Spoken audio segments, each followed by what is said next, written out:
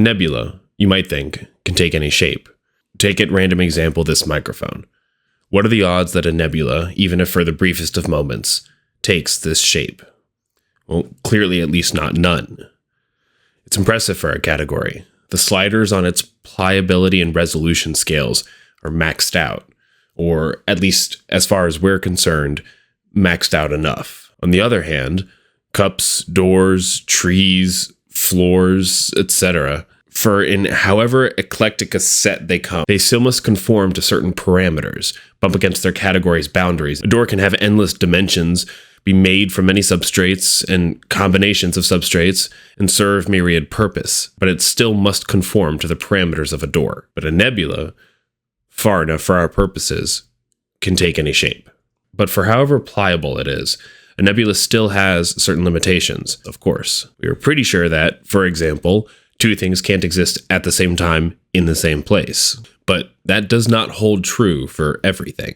A mind can actually be anything. Humans are infamous for our ability to hold opposing views simultaneously, often within the same sentence. And that's a strange thing, and likely worth looking into. Perhaps it comes with consciousness, or just humanity, hopefully at least just for the first few thousand years. But how can this be?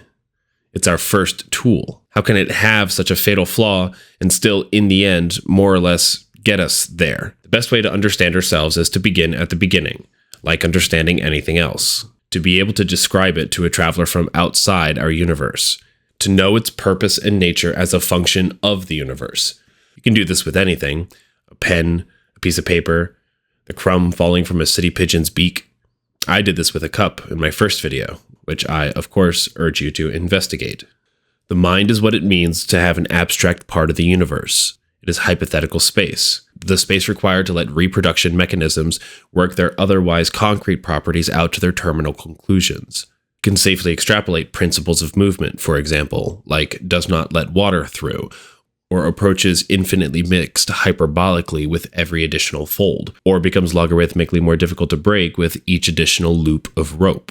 It is tricky, of course, because your mind will not rebuke your untruths and mistruths as will reality, as will the wilderness.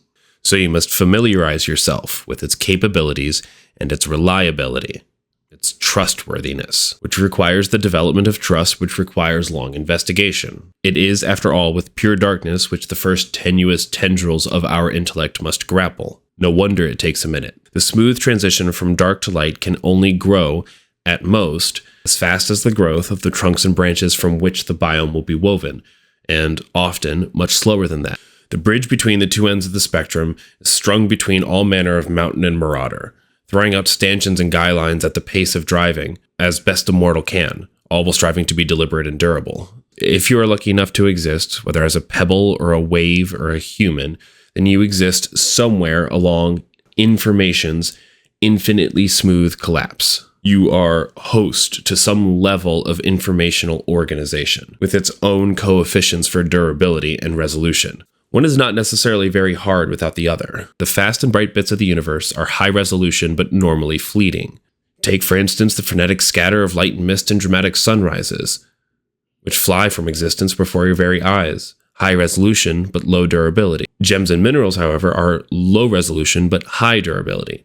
They are low resolution because entire fistfuls of molecules can merely be repeated principles, as opposed to, for example, all the inimitable little rivulets of absinthe's oily louche trails. Whereas gems and minerals can even exist on cosmic timescales. Just look at all the little polymetallic nodules littering the seafloor, and which take tens of millions of years to assemble. The mind should be both, sublime of degree and sturdy of category, and well built back and down, on every scale and time scale which came before it. Built like a planet, crust, core, and mantle balanced perfectly atop each other, the crust pressing up against liquids and gases, forming the backs of caves from which to exercise our language, the first time the universe experiences memory. And now we have made it to where the two circles intersect, to where the analogy flows into the analogized.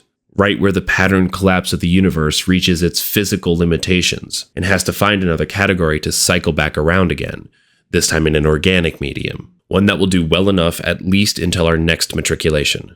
But until then, these will do for figuring out the rules for immortal life. they will be perfect enough. Our mind achieves this by speaking the natural language, or at least in principle. I said before it is sturdy of category. I meant it thrives when it runs on hard truths, and since truth is the language of reality, we can use it to create little operational pockets with even only a few sturdy principles to work out our hypotheses in safety and at the pace of inquiry. It is a language that, when spoken, creates its referent, like the orthopedic surgeon conjuring the convalesced common perineal, or the guitar legend his anthem, or the professor his central point about the Gulag archipelago. The Collapse's matriculation to sentient mud is precious, I shouldn't have to say, and unique, at least for the local neighborhood, at least as far as we know. It is the first time the Collapse becomes unbound from time and space, from physics, when, just by closing its eyes, it can conjure the scaling of mountains at free-fall speeds, or the riding of a meteor, or a fort on the seafloor.